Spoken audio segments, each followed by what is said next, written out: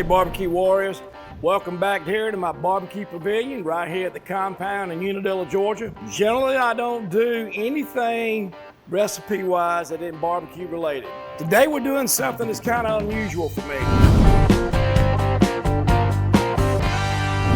Pimento cheese is something that's near and dear to my heart. It's one of the first things my mama ever showed me how to make. Now this is not my mama's recipe. This is something I kind of graduated to give it a little more oomph than what my mother showed me how to do. It's very simple, not hard to do. We got 4 cheeses that go in it. We got our mild cheese. We got our sharp. Pepper jack. And right here, VELVEETA. Now you can find VELVEETA already sliced. A little bit of sugar, not salt. You never add salt to pimento cheese. All these cheeses got salt in it. You do not need to add any extra salt.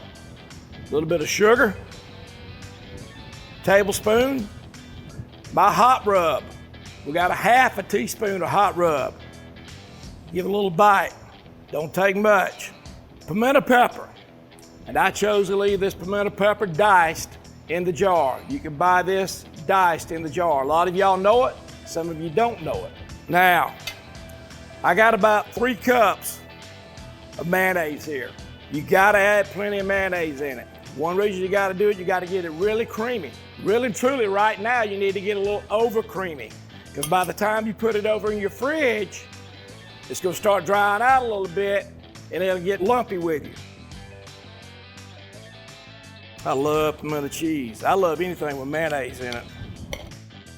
Now those of you that like to take cream cheese, stuff them off in your jalapenos, you ought to try this one time.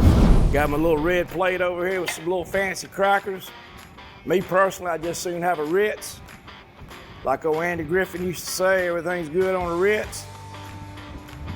Put me a little bit of that pimento cheese right there in the middle. Grab me one of them little cracks right here.